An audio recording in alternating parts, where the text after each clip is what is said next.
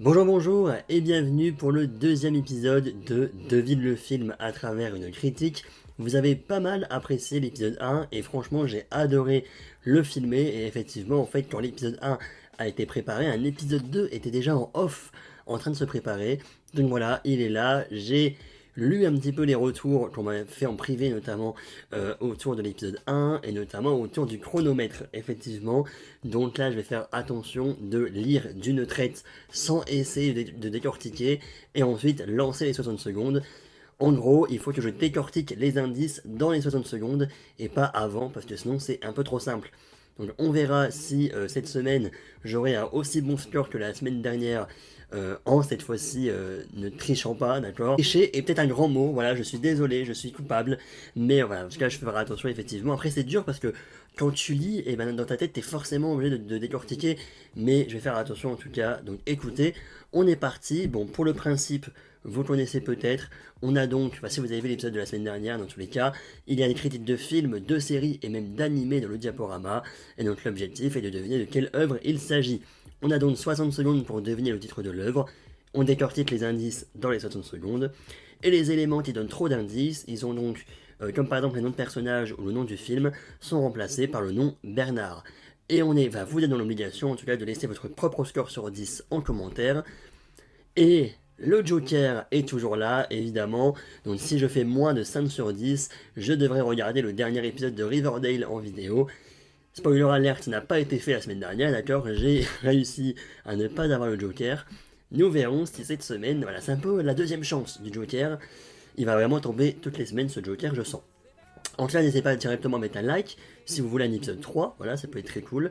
On tente un petit peu en off également de trouver des autres idées de jeux, etc. Donc franchement, c'est cool de lancer ce petit concept sur la chaîne, voilà, parler cinéma, mais tout en se divertissant, dirons-nous. Et écoutez, on y va pour le tout premier film. Question 11 sur 20, donc. Impossible de mettre une mauvaise note, car visuellement c'est simplement magnifique. Les effets sous l'eau sont somptueux, pardon. Par contre, les effets spéciaux ne font pas un film. C'est avant tout l'histoire, et là, il n'y a plus personne. Attendez, hein. Je prépare juste mon chronomètre, j'ai oublié de le mettre. Hop. Plus de 3 heures avec des scènes qui n'en finissent plus, à vous dégoûter de la beauté des images. Alors oui, c'est un moment de cinéma, mais niveau histoire, ça ne vole pas très haut. Le chronomètre est mis. On va pouvoir décortiquer. Ah ça y est, attention, fais attention. Donc, impossible de mettre une mauvaise note car visuellement c'est simplement magnifique. Les effets sous l'eau sont somptueux, mais les effets spéciaux font pas un film. Ok, je pense que là, on commence petit à petit avec un film, honnêtement, je l'ai déjà trouvé, hein, clairement, parce que j'ai un peu le même ressenti. On est clairement sur un film qui est visuellement, encore une fois, incroyable.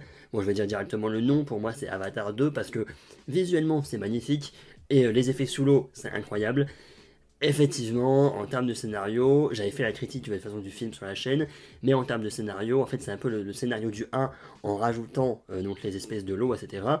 Donc honnêtement, effectivement, l'indice principal c'est le visuel et les effets sous l'eau, un film de 3 heures, mais en même temps, effectivement, vu que j'ai le même avis, c'est voilà. En tout cas, ça vole pas très haut, je vais pas être si méchant non plus, j'ai dû mettre 16, je crois, mais voilà, c'est donc Avatar 2. On enlève le son encore une fois, et c'est bien Avatar 2. Par contre, si je laisse mon chronomètre tourner en boucle, ça va pas le faire. Nouvelle critique. Si on pouvait mettre 10 étoiles, je les mettrais. Oula. La suite est dingue visuellement avec des effets spéciaux hallucinants. Un des plus grands films épiques, une direction d'acteur exceptionnelle. Un film de science-fiction parmi les meilleurs de toute l'histoire du cinéma. Merci à tous pour ce spectacle incroyable de dépaysement. Incroyable de dépaysement et de divertissement passionnant. Un futur film de chevet et culte. Succès annoncé, je pense. 190 millions de dollars, enfin bien dépensés, où le trois quarts a été tourné en décor réel, le sound design et la musique au même niveau d'excellence, vivement un troisième volet si possible. Je suis désolé, hein, mais là je pense que je vais pas l'avoir. Attendez, un film de science-fiction, donc, attends, c'est un deuxième opus. En fait, j'avoue que le début, je pensais à Ready Player One, en mode les effets spéciaux hallucinants, machin, de la science-fiction. Attends, mais un film où j'ai déjà vu. Attends, c'est des films que j'ai vus. Vivement un troisième volet si possible. Bah, la planète des singes, non. Attendez, je réfléchis à des gros films épiques, etc. 190 millions de dollars, ah, mais c'est beaucoup en plus. J'ai envie de dire Avatar 2 encore, mais non, là je l'ai pas, hein. Il me reste 10 secondes. Succès annoncé, je pense. Bah, j'espère bien, parce que si t'as envie de mettre 10 étoiles, je pense que c'est sympathique. Une direction d'acteur exceptionnelle. Un film de science-fiction. Bon, c'est trop tard, hein. Ah là là là là, c'est les amis. C'est la première erreur de l'histoire de ce jeu.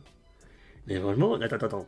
Bon là, j'avoue, même si je le trouve, je le compte comme erreur, d'accord? Parce que la minute est passée. Mais franchement, attendez. Franchement, je donne ma langue au chat, hein. Allez, si je dirais non, je vais dire Gardien de la Galaxie 2, parce que volume, un troisième volet si possible. Mais non, liste du meilleur. Parmi les meilleurs de toute l'histoire du cinéma. Mais qu'est-ce que j'ai. Non, attends, quand même. Genre, les meilleurs de toute l'histoire du cinéma, c'est un gros film de science-fiction, quoi. Et j'arrive pas à te le sortir. Bon, bah j'abandonne, hein.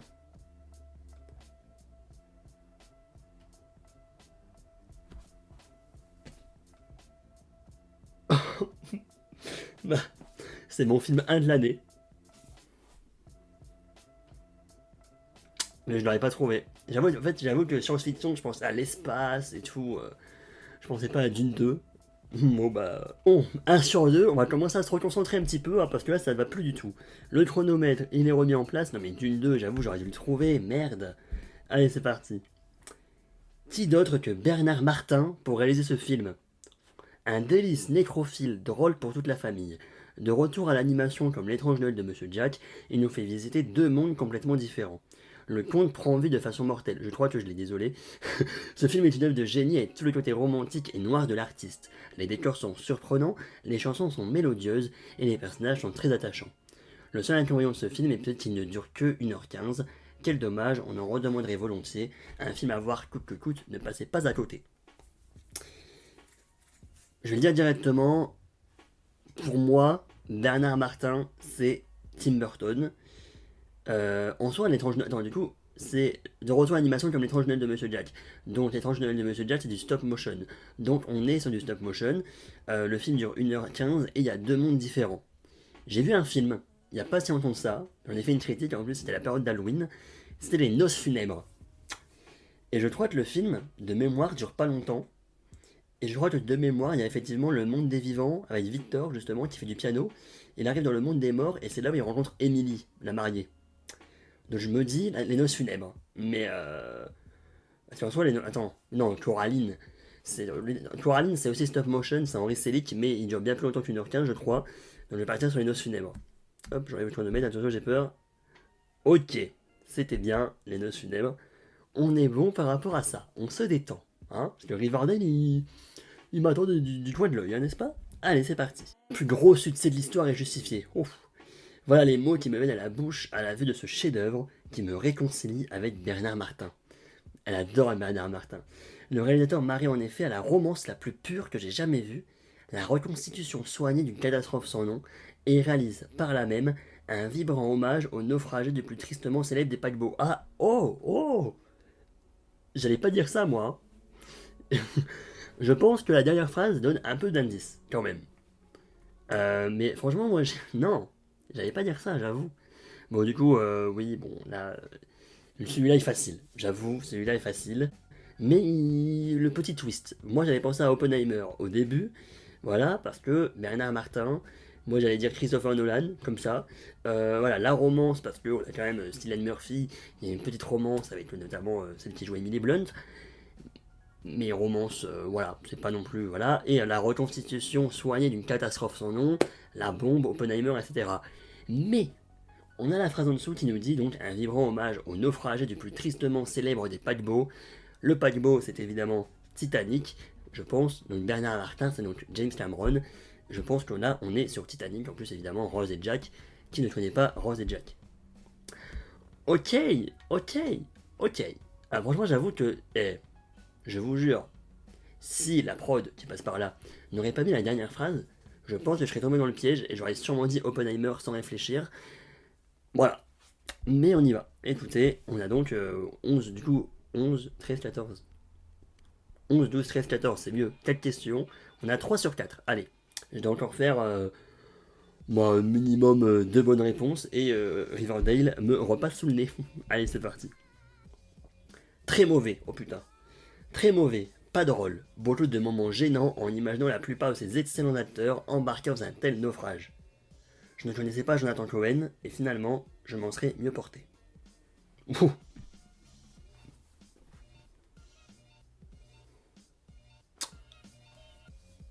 Ouais, non mais en vrai, forcément, donc c'est un truc avec Jonathan Cohen. J'ai pas vu énormément de choses avec Jonathan Cohen, mais il n'y a pas énormément d'indices. Parce que généralement, l'humour de Jonathan Cohen, il passe pas, d'accord. J'ai vu Making Off il y a pas longtemps, il y avait Jonathan Cohen. Après, de là à dire que les excellents acteurs, j'ai vu La Flamme et Le Flambeau. Oui, je pense que c'est plus ça. En plus, oui, dans Le Flambeau, il y a clairement plein d'acteurs trop cool. Voilà, et dans un tel naufrage, ça peut être un jeu de mots parce que ça se passe sur une plage parodie de Koh Lanta. Voilà, c'est les seuls indices qui me mettent sur la piste du Flambeau. Très mauvais, pas drôle, beaucoup de moments gênants. J'avoue que voilà, mais moi en tout cas ça m'a fait rire parce que c'est mon humour, donc on va dire Le Flambeau. Pam. Et ouais, on est bon les gars, on est bon. Plus qu'une bonne réponse et Riverdale me repasse sous le nez. Allez, c'est parti. J'ai absolument adoré cette série, à la fois si moderne et en même temps si révélatrice du 19e siècle. C'est vrai qu'il y a de nombreux anachronismes, pardon, mais la réalisatrice ne s'en cache pas. Et c'est ce qui contribue au charme et au succès de cette série. Les acteurs sont géniaux. Cette série est poétique, touchante et parle de l'amour fort et en même temps secret de deux femmes à cette époque.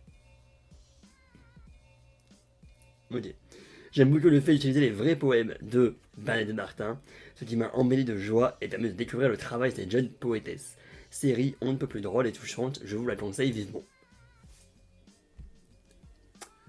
Je vous promets, je vous promets, que quand j'ai eu la première phrase, si moderne et en même temps si révélatrice du 19e siècle, j'ai pensé à cette série. Alors que je l'ai même pas fini. J'ai beaucoup aimé, hein, mais je l'ai pas fini. Et franchement, je vous jure, la semaine dernière, il était 23h, j'étais là, je regardais un petit peu les séries, même ma fameuse liste de 70 séries que j'ai commencé et que j'ai jamais fini. Et je suis retombé sur cette série, et je me suis dit, il faut que je la regarde. Et je n'ai même pas parlé à la prod d'ailleurs, pour le coup. Et elle me le met. Pourquoi elle me le met Vous allez voir. Bon, évidemment, bon, si on fait passer le temps un petit peu, pour avoir un peu de suspense, mais évidemment, donc de nombreux anachronismes, parce que dans la série, il y a les chansons, notamment les chansons, font très, modernes, alors qu'en soi, du coup, on est dans le 19e siècle. Donc une romance entre le secret de deux femmes, évidemment, entre Emily Dickinson, poétesse, et j'ai oublié le nom de la dame par contre, Suzanne. Non, c'est pas Suzanne. J'ai pas le nom de la dame. Mais en tous les cas, on est évidemment sur Dickinson. Et c'est évidemment Alice Enfield. Voilà, merci pour la dédicace, ça me fait très plaisir. Mais du coup, je pense que prochaine. Enfin, j'ai tellement de séries là, j'ai tellement de séries là en ce moment que je vais terminer. Mais premier degré, ça va partir sur Dickinson bientôt. Hein. Merci la prod pour cette envie. Bon, j'ai pas Riverdale. Vous la verrez jamais cette vidéo, vous ne la verrez jamais. Allez, on y va. Non, non. Waouh, oh là là. Non, non. Attends, non, pardon. Non. Non, je ne peux pas laisser cet animé avoir près de 4 étoiles sans rien dire. C'est juste indécent. Animation molle, dessin basique, voire moche par moments, incohérence permanente, personnage principal qui ne fait que pleurer et prendre des coups. On se sait. C'est bon, je l'ai. Fanservice absolument injustifié, c'est sans conteste le pire animé que j'ai vu depuis longtemps. Sérieusement, le scénario se prend en permanence les pieds en tapis, c'est impressionnant de voir à quel point rien ne fonctionne comme cela devrait fonctionner. Tout est incohérent. De temps en temps, l'auteur doit avoir un éclat de lucidité et se dit qu'il perd des fans et hop, petite scène un peu tragique, quelques morts et ça repart. Au début, en effet, ça fait le taf, on a envie d'en savoir plus, mais en fait, au bout de 2-3 fois, on capte que ça ne répond à aucun impératif scénaristique et que c'est juste de l'esbrouf pour masquer un scénario en tête d'épingle. Et il est. Il y va, hein, ouais, il est. Ouh. Bon, je réfléchis là même maintenant, euh, à des animés que j'ai peut-être aimés, ou peut-être des animés que j'ai vus et qui n'ont pas fait l'unanimité. Et effectivement, quand j'ai vu l'argument personnage principal qui ne fait que pleurer, J'ai évidemment pensé à un personnage parce que ça a été l'argument de toute la communauté manga de dire ce personnage ne fait que pleurer, il avance pas, son développement n'avance pas, machin machin. Bon, le fanservice, je vois pas pourquoi il y a duré du fanservice dans cet animé, mais personnellement je pense à Tokyo Revengers. Voilà, et le scénario se prend en permanence le pied dans le tapis, c'est sûrement par rapport au fait qu'il y a des boucles temporelles, etc. Mais ça fait longtemps que j'ai pas arrêté non plus. C'est bien, hein, on me met des trucs que j'ai parlé depuis longtemps. Comme ça va me faire terminer des trucs. Voilà, je suis arrivé dans plein de saison 2 là, mais faut que je rattrape. Bon, allez, 59 secondes, on va dire que c'est Tokyo Revengers, mais sans. Comment on dit? Sans conviction. C'est Tokyo Revengers. Mais en même temps, voilà, comment ça s'appelle déjà? T'as Yujichi, t'as Magechi. Yachi, ça commence par Ta et ça finit par Chi. Vous aurez le nom. Mais j'avoue, il fait tout pleurer, ça m'énerve un petit peu. Ok. Si vous aimez les cascades en tout genre, le beau Bernard, la charmante Bernadette, et que vous affectionnez les parodies dans lesquelles le scénario est plus décousu qu'un vieux jean troué, bingo, cette comédie d'action est taillée pour vous. De mon côté, j'ai trouvé l'histoire ridicule et chaotique, même si pour prendre ce film au 5ème degré, il y a des limites. Les dialogues lourdingues et les personnages poussant la caricature jusqu'au retranchement du supportable.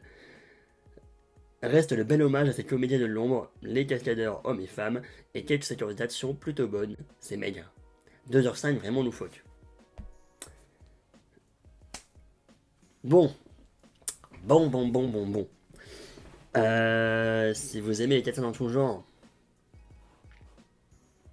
juste la première phrase me met sur la piste en fait, hein. Et ça tombe bien parce que je n'ai pas parlé sur la chaîne. Mais franchement, non, la prod, c'est pas bien en fait parce que vous allez me faire une critique du film, là maintenant en vidéo, alors que ça n'a rien à voir. Mais le beau Bernard, c'est pour moi Ryan Gosling, la charmante Bernadette et Billy Blunt. Et donc évidemment un hommage au cascadeur, c'est le film Fall Guy, sorti au mois de mai. Bon, j'ai encore 30 secondes pour parler du film, mais moi j'ai bien aimé, j'avoue. Bon, moi j'aime bien les. Le scénario est clairement décousu, mais en même temps, c'est une comédie d'action qui fait le taf. C'est pas le réalisateur de Bullet Train, notamment. Mais voilà, clairement, ça fait le taf. Voilà. Ça fait le taf, moi j'ai rigolé. Ryan Gosling est toujours aussi marrant en même temps, donc forcément, c'est cool. Voilà, moi j'ai bien aimé. Ce sera pas un film de l'année, mais ça reste cool. J'avoue que le film est un peu long. Voilà, il y a quand même des moments un peu plus de longueur. Mais en général, tu passes quand même un bon moment, et je pense que c'est vraiment le principal. Oui.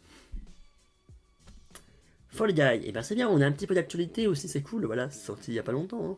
Enfin, pas longtemps, il y a 2 mois bientôt. Allez, question 19 sur 20. À part, et franchement, d'une 2 là, je n'aime pas travers de la gorge, hein. J'aurais peut-être pu avoir un 10 sur 10. Ah merde, attends. Ok, c'est parti. Non, pourquoi, attends, hop. J'attendais de voir ce film depuis la publication de la bande-annonce, et sur la forme, il n'y a rien à dire. Le casting est parfait, la réalisation soignée et créative, notamment dans sa façon de filmer le tennis, et la musique est canon.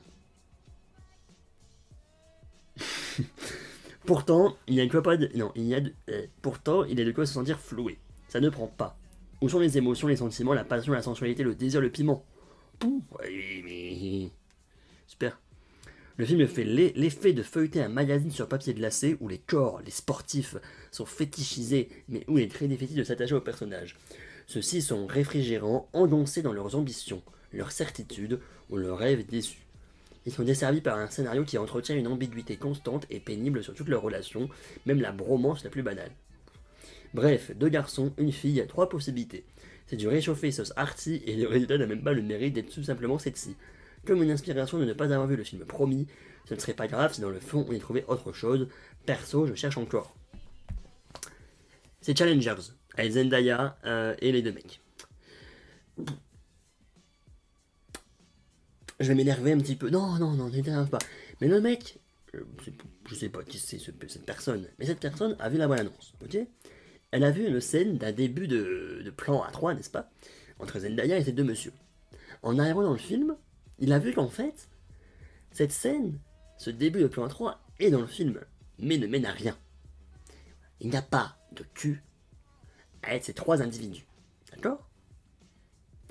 Donc, effectivement, quand t'arrives là, que tu vois un film, donc j'arrête le chronomètre parce que je sais que c'est ça, d'accord?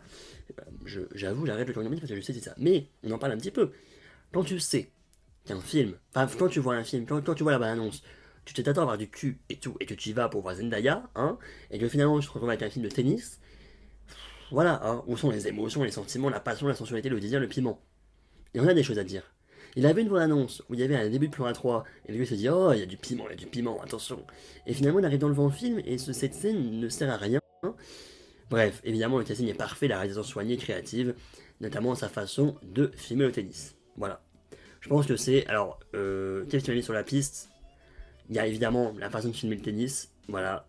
Moi, je préfère comme ça, si la prod va regarder la vidéo, à dire la prochaine fois, je ferai attention à censurer d'autres mots. Voilà, là, pour le coup, tu peux censurer quand tu passeras par là. Je pense que, genre, censurer le mot tennis, ça peut essayer de. Voilà, après, deux garçons, une fille, trois possibilités. En fait, voilà, moi je pense que genre, j'aurais enlevé soit censuré le tennis et enlevé toute la partie à partir de bref de garçon et de fille. Comme ça fait un peu plus, il y a un petit peu d'indices, mais sans trop en donner non plus. Mais voilà, je pense que c'est évidemment Challengers, mais j'avais besoin de faire ce petit, voilà. Allez, c'est le dernier. Et je vais réussir à faire un 9 sur 10. Apparemment, si je fais 9 sur 10, le Dune 2, il va me mettre mal. Allez, c'est parti. À voir toute la communication faite autour de ce film, j'étais plutôt intrigué, et j'ai eu envie de croire que cela pouvait être sympa et décalé. Finalement, c'est un pur navet. Le film est complètement creux. Il surfe sur la vague féministe, mais de façon complètement ridicule. L'histoire n'a absolument aucun sens. Concrètement, ils ont tout misé sur le nom de Marc, en se doutant que ça allait forcément attirer. Il y avait tellement de possibilités, et ils ont choisi la facilité. Dommage. La communication faite autour de ce film. On est donc sur un film qui marche beaucoup, évidemment qui a beaucoup marché en termes de box-office, etc. je pense. Vague féministe.